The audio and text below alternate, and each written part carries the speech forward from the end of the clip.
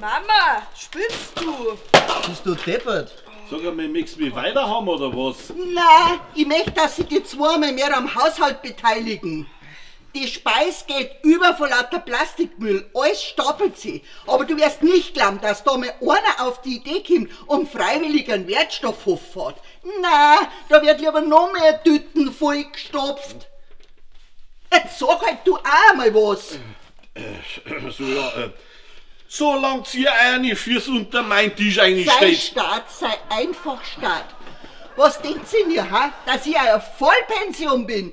Ich wasch für euch, ich putz, ich koch, ich kauf Ei. Da siehst du's, Mama, du kaufst Ei. Vielleicht sollst du mal mehr unverpackte Sachen einkaufen, dann hätte man nicht so viel Plastik trägt.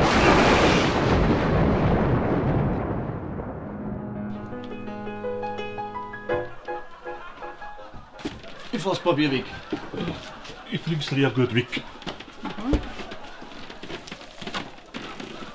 Ist das Weich- oder Hartplastik?